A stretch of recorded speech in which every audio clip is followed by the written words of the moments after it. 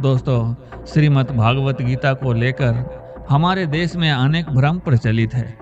कहा जाता है कि यह एक पवित्र किताब है और इसका सम्मान करना चाहिए। पर उसमें जो तत्व ज्ञान है, उसका महत्व जीवन में कितना है, इसका आभास केवल ज्ञानी लोगों को श्रद्धापूर्वक अध्ययन करने से ही हो पाता है। श्री गीता को पवित्र मानकर उसकी पूजा करना और श्रद्धापूर्वक उसका अध्ययन करना तो दो प्रथम क्रियाएं हैं। श्री गीता में ऐसा ज्ञान है जिससे हम न केवल उसके आधार पर अपना आत्म मंथन कर सकते हैं, बल्कि दूसरे व्यक्ति के व्यवहार, खान पान तथा रहन सहन के आधार पर उसमें संभावित गुणों का अनुमान भी कर सकते हैं। गीता का ज्ञान एक तरह से दर्पण होने के साथ साथ दूरबीन का काम भी करता है। यही कारण है कि ज्ञानी लोग परमात्मा की निष्काम आराधना करते हुए अपने अंदर ऐसी पवित्र बुद्धि स्थापित होने की इच्छा पालते हैं, जिससे वह ज्ञान प्राप्त कर सके। जब एक बार ज्ञान धारण कर लिया जाता है, तो फिर इस संसार के पदार्थों से केवल दैहिक संबंध ही रह जाता है।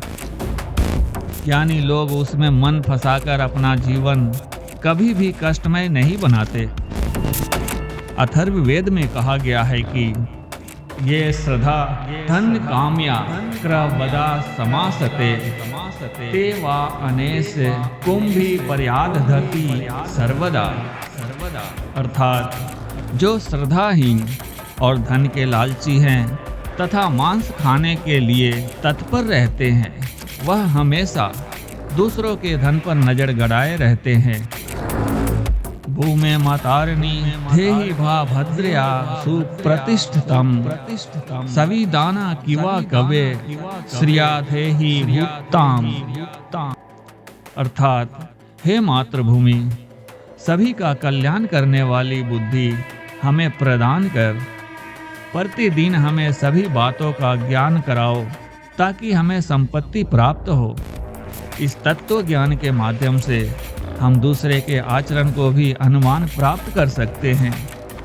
जिनका खान पान अनुचित है या जिनकी संगत खराब है, वह कभी भी किसी के सहृदय नहीं हो सकते।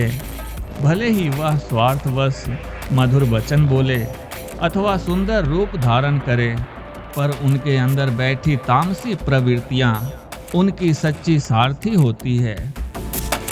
कहने का अभिप्राय यह है कि तत्व ज्ञान में ज्ञान तथा विज्ञान के ऐसे सूत्र अंतर्हित हैं, जिनकी अगर जानकारी हो जाए तो फिर संसार आनंदमय हो जाता है।